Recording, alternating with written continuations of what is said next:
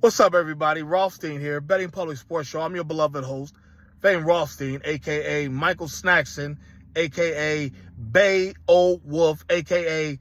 Malcolm Excellence, a.k.a. Hacksaw Jim Thuggett, a.k.a. Yves Saint Croissant.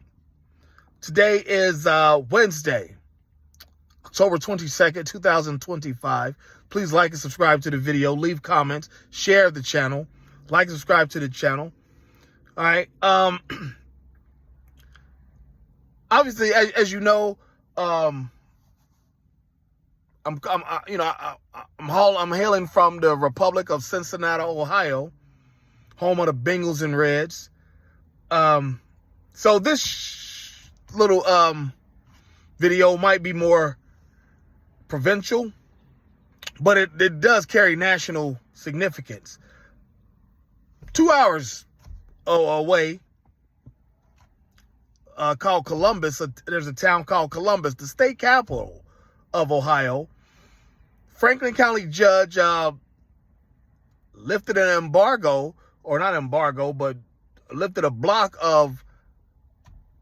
against Ohio's athletes being able to profit off their, getting NIL, name, image, and likeness, NIL deals. So basically, he's basically saying that allowed Ohio high school athletes to get NIL deals.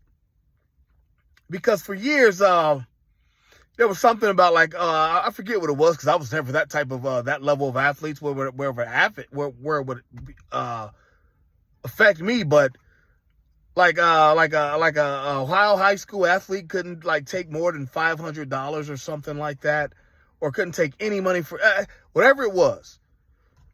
There was a law, and I do remember it a little. I remember there being a law about it, and so that couldn't happen. Then like LeBron, when he 10 minutes after he was done playing high school basketball, he pulled up in that Hummer.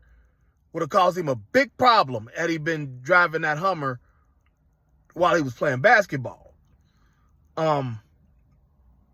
He lost to Roger Bacon, and then 10 minutes later, Roger Bacon, that's a high school around here, the Republic, and then 10 minutes later, he's in a Hummer.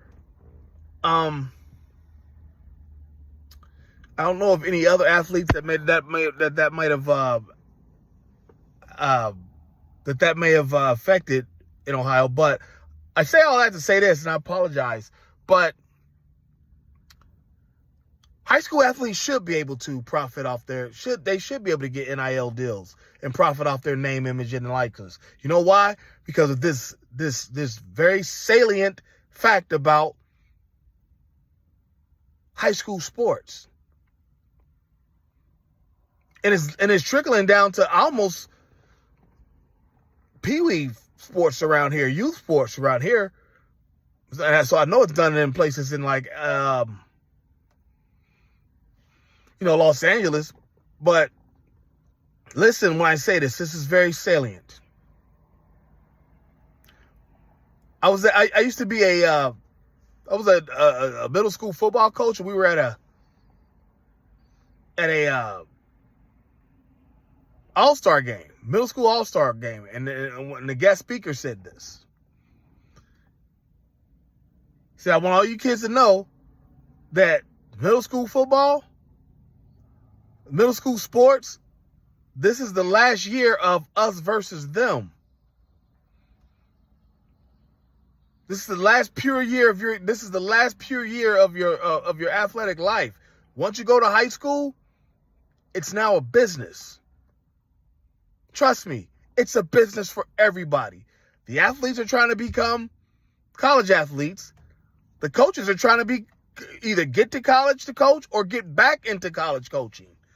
Even the referees, the officials, they're trying to get to college referee, regularly work a regular referee college special instead of having to do the fill-ins like I do. You know what I'm saying? It's business. It's a business. So everybody's making money except the athletes. It's no different than college sports. And in high school, it's not like, they said in college football and college sports, college hoop and whatnot, well, that school's giving you $100,000 to get a free education. Therefore, you don't need to make no money. In high school, they're not doing that. You're not getting a $100,000 free education. You go to a public school, you go to school for free. But that school's still making money off your name if you get busy like that. If you getting busy like that. One dude that comes to mind from Ohio, more specifically, the Republic of Cincinnati, there was a guy named Carlos Snow. Carlos Snow, he went to a school called the Cincinnati Academy of Physical Education. It's now defunct. I think the last year of that school was 1994. But they were like all over the place. They were like a small school, and they just, churned out like athletes. Most of the area, I mean, they're dominating and getting busy throughout the state. Most of the area was afraid of them, except unless you were from a program where people got busy.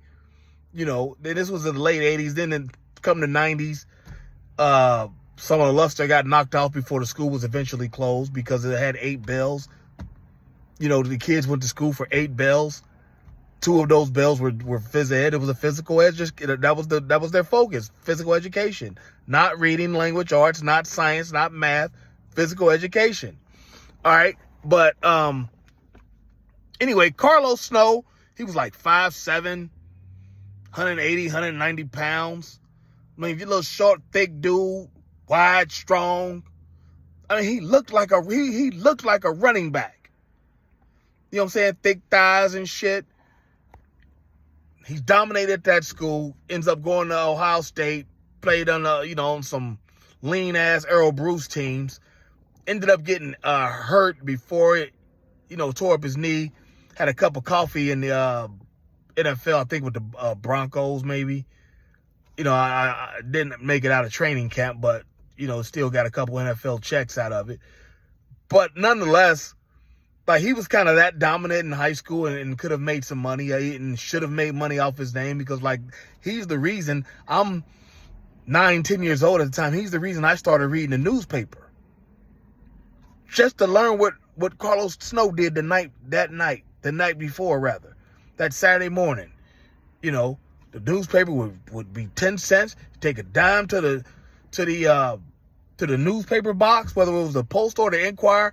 You probably grabbed, some people probably grabbed 4 or 5 of them out of there at a time, so they don't have to share their paper, get all their friends, and then you go straight to Cape, Cincinnati Academy of Physical Education.